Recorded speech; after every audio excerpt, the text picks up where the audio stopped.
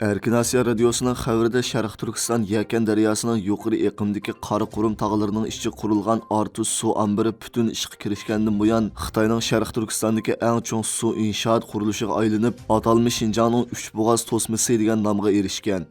Xitoy taratqullarining oshkorlashicha, Yakan nahiyasining Qo'shrab yezisi bilan Aqtu nahiyasining Ko'srab yezisining chegarasiga joylashgan bu suv ombiridagi suv elektr stansiyasining navbatda 6 dona tok chiqarish mashinasi bor bo'lib, o'tgan yilning oxirlarida uning tok ishlab chiqarish miqdori 3 milliard 660 million kilovat soatga yetgan ekan.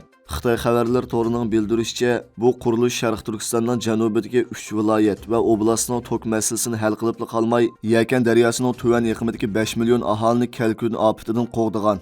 Lekin mutaxassislar bu suv ombirining bexatarlik xavfi va daryoning tuvanki iqimidagi bo'stonliqlarga bo'lgan ekologiyalik ta'siridan andish qilib qolmay, Xitoyning bu suv ombiri orqali Yakan daryosining tuvan iqimidagi Uyg'ur nopusi eng zich o'ltiraqlashgan bo'stonliqlarni suv bilan ta'minlashni kontrol qilganligi, buning bu bo'stonliqlardagi Uyg'urlar uchun texnik cho'ng yoshirin xavf paydo qilganligini bildirmoqda.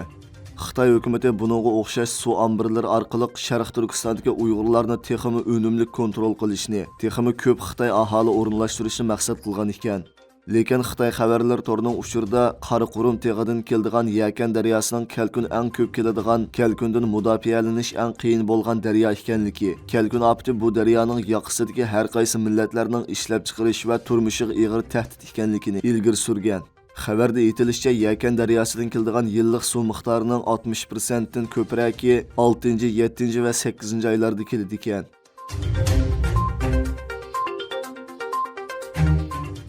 Xitoyning Hind Tinch okeanidagi harbiy mavjudligini oshirishi, Tayvanni ishg'ol qilish tahdidlarini kuchaytirishi, Xitoyga qo'shni davlatlar, g'arb ellarining Xitoyga taqobil turish irodasini har qanday vaqtdagidan bek chingitganligi ma'lum.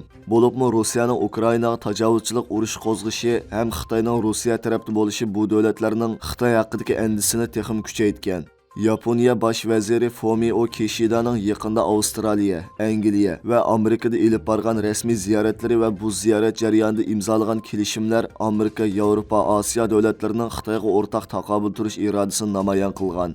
Yaponiya bosh vaziri Fumio Kishida Amerikadagi rasmiy ziyorati mezgilida so'zlagan nutqida buni nihoyat ochiq tilga olgan. Fumio Kishida Xitoyni Amerika va Yaponiya har ikki davlat uchun eng yadrolik tahdid deb ko'rsatgan va bu xavfga taqobil turish uchun G7 davlatlari qatorliq o'xshash ko'z qarashdagi davlatlar aro hamkorlikni kuchaytirishning zarurligini ta'kidlagan.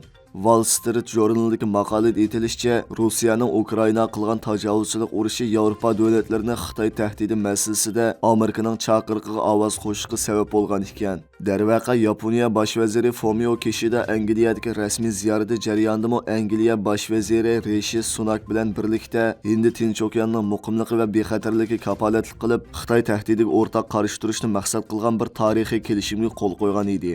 İki davlat imzolagan bu harbiy kelishim bo'yicha London bilan Tokio Hind Tinch okeanini markaz qilgan holda texnik keng ko'lamlik, texnik murakkab harbiy manevr o'rinlashtirishni planlash va yetkazishni kuchaytirgan bo'lib, kelishimga asosan har ikki davlat qurolli qismlari bir-birining ziminiga o'rinlasha oladi ekan.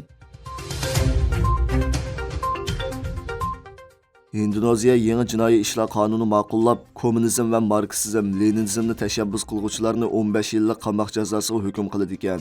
Mutaxassislarning qarashicha, bu dunyo xarakterlik mudofaasining Xitoyga qarshi umumiy yuzlanishi ekan. 6 dekabr kuni Indoneziya Davlat Majlisi jinoiy ishlar qonunini tuzitish kirgizib, qonun loyihasining 188-moddasida Indoneziyada kommunizm va marksizm, leninizmni tashviq qilganlarga davlat bexatarligi ziyon yetkazish jinoyati bilan jazo berilganligini, kommunizm va marksizm, leninizmni og'zaki, yozma yoki axborot shaklida oshkora tarqatuvchilarga va yoki taraqqiy qildiruvchilarga 4 yildan yuqori muddatli qamoq jazosi berilganligi, agar yuqorqi harakat Indoneziya qurushdagi 5 prinsipni o'zgartsa yoki uning o'rnini olsa, eng yuqori 7 yil qamoq jazosi berildi ekan.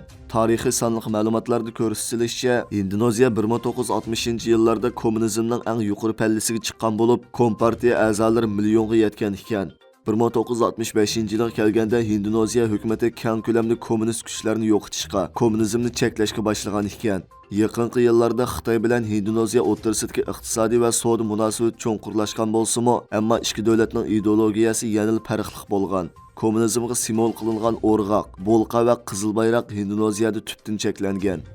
Mutaxassislarning bildirishicha, qattiq qonun bilan oldini olish tadbirlari bilan bundan keyin Xitoyning Indoneziyadagi keng ko'lamli tashviqot bo'shlig'ini texmi taraytgan ekan. 30 o'g'il mashripining tashkiliy qurilmasi asosan mashrab begi, yigit beshi, dorigay begi, ko'l begi, pashshab qatorliq amallardan tarkib topgan bo'lib, ularning har birining o'z oldiga vazifalari bo'ladi. Mashrab begi 30 o'g'il mashrabidagi eng yuqori mansab nomi bo'lib, u asosan mashrabning butun jarayonlarini nazorat qilguvchi, mashrabdagi da'vo dastur ishlarini bartaraf qilguvchidir. Pashshab mashrabning intizomini boshqaruvchi bo'lib, odatda soqchi vazifasini o'taydi. Mashrabning qoida tuzumlariga xilof ishlar ko'rilsa, mashrab qatnashuvchilari shu so'rinning o'zida pashshabning boshqarishiga shartsiz bo'ysunadi. Pashshabning qo'lida odatda gultayoq deb atiladigan darri bo'ladi.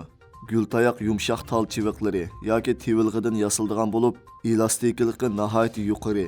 Jazo ijro qilishga to'g'ri kelsa, pashshab jazolanuvchilarni ana shu gultayoq bilan yengil darrilaydi. 30 o'g'il mashrabiga a'zo bo'lguvchilarning soni cheklanmaydi. Ammo bir mashrab tashkili 30-40 kishidan eshib ketmaydi. 30 o'g'il mashrabiga a'zo bo'lish tuzumlari mukammal bo'lib, mashrabga a'zo bo'lguvchidan belgilik shartlarni o'rindash talab qilinadi. Oldi bilan mashrabga qatnashishni talab qilguvchi yigitni dadisi yetilab mashrab so'riniga akiladi. Pashsha bu ahvolni mashrabga ham yigit beshiga xabar qiladi. Ular ruxsat qilgandan keyin yigitning dadisi mashrab a'zolarining oldida o'g'lini mashrabga a'zo qilish haqida iltimos qiladi. Mashrab begi ham yigit beshiga balaning ustixini bizning, go'shi sizlarning, adab axloq o'rgansin deb mashrabga akeldim deydi. Bu mashrabning tatliqchiyi, ochiq tayiqi bor. Chidisangiz kirishga ruxsat deydi. Bala chidayman deb javob bergandan keyin uning mashrabga qaytilishiga ruxsat qilinadi. Bu chaqda mashrab ahli bu balaning so'riniga qandoq sovg'alarni akelganligini so'raydi. Balaning dadisi 30 o'g'ilning gullariga atab necha to'ga, necha ot, kala qo'y akelganligini ma'lum qiladi. Amaliyotda bu yerda deyilgan hayvon nomlari mashrabda umumlashgan simvollik nomlar bo'lib, to'ga degani qo'g'in tavuzni, ot degani tuxumni, kala yoki qo'y degani olmani ko'rsatadi. Bu sovg'alarni pashshab jamoatga ko'rsatgandan keyin ko'l begiga topshirib berdi. Uningdan keyin mashrabga qabul qilinmoqchi bo'lgan bu yigit o'zining ma'lum ortiqchiligini 30 o'g'ilning oldida ko'rsatib berishi shart. Agar hech qanday aloyidlik bo'lmasa, ma'lum bir hayvon yoki bir qushning sayrishini do'rab bersimi bo'ladi. Shuning bilan balaning dadisi o'g'lining mashrabga qitilganlik sharpiga 30 o'g'ilni uyga mashrabga taklif qiladi.